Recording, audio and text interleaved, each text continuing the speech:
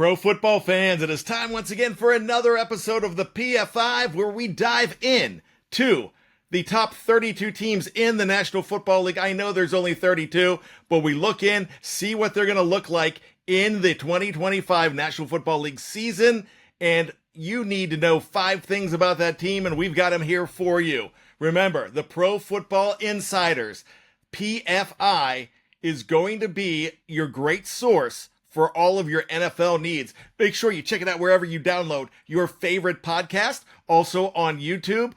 In video form, we are in both. My name is Bryan Davis for the PFI.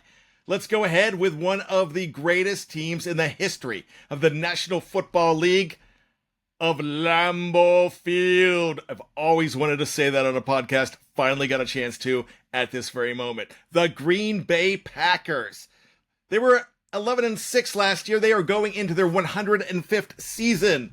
Coach LaFleur's team is in a battle in a very tough division featuring not only the Detroit Lions, the Minnesota Vikings, and possibly an upstart Chicago Bears team. You never know what's going to happen in the Windy City either. So let's go back to Cheese Town. Number 1. Since Jordan Love took over at quarterback, the Packers have had 20 regular season wins, and that's more than 22 other NFL franchises in that entire span. That, to me, is redonkulously good.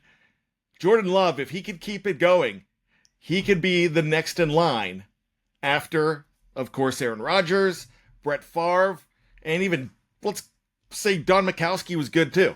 I thought he was good. With all of that being said, that they work wonders with quarterbacks here in Green Bay, Wisconsin. And I'm telling you what, Jordan Love is that next guy. Now, a lot of people said that he became more of a game manager at the end of 2024. I think some people could debate that as well. But they went to the playoffs again for the 3rd straight year. Can it happen? Well, the thing about the Green Bay Packers that you need to know is that in that division, they're going to be fighting, but they lost their last 2 games last year. But they were against division foes, I know, but they also now have a 3rd place schedule, and they are not the caliber of a 3rd place team.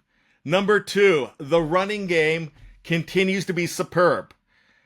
When the alleged game management from Jordan Love started to happen, Josh Jacobs put it into gear. He only had 1 touchdown in his first 7 games. Then in his last 10 games, 14 rushing touchdowns. And because of this, the Green Bay Packers were 5th in rush yards per game and per play in the entire National Football League. Josh Jacobs, if he's only 27 years old, a lot of people think that, man, he's been around a long time. But at only 27, he has a lot of wear and tear. If he stays healthy, they are going to be running wild in the snow in Green Bay, Wisconsin. Let's talk about the receivers.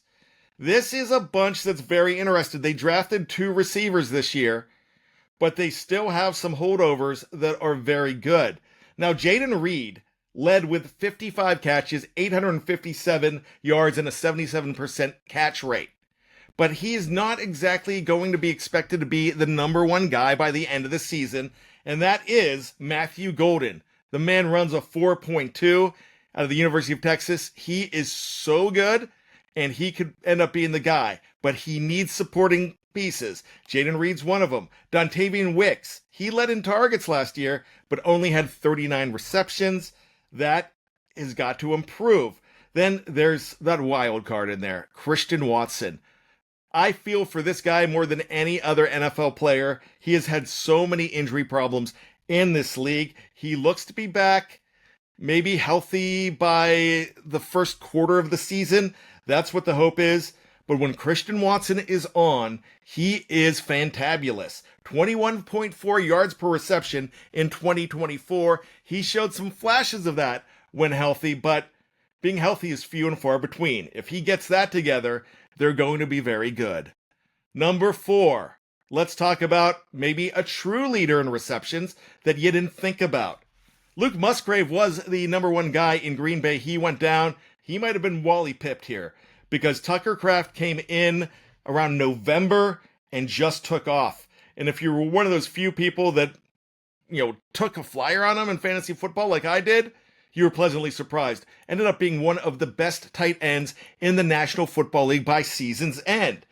Only George Kittle had a better catch rate and a percentage over Tucker Kraft. Nobody else in the league. That is high praise for Tucker Kraft. 50 receptions, 770 yards, and 7 TDs out of your tight end. Very good. This might be a tight end team. And if you have a guy like Jordan Love that can hit from all over the field, he's going to use Tucker Kraft like crazy, and he did last year. Number 5, the defense. Defense is very strong in Green Bay, but they lost some pieces in the secondary. Of course, Jair Alexander is gone. He wanted out. Eric Stokes became a Raider, but they brought in another Raider in Nate Hobbs, who's a very good defensive back. They do have studs on this defense. Rashawn Gary, Lukas Van Ness, Kenny Clark, Devontae Wyatt, Edgerrin Cooper, and Quay Walker. But they need to get it all together. And in a pass-happy division, those guys are going to be tested. That is probably the biggest weakness on the defense. That's 5 things you need to know about the Green Bay Packers of Lambeau Field. And it's going to be a very interesting season. Make sure you stick with the PFI for all of your football needs. My name is Bryan Davis. Thanks again for checking out the PFIve. We'll have another one tomorrow, and that will be another team from the NFC North. Until then, we've got 2 words for you, and it's simply, go football.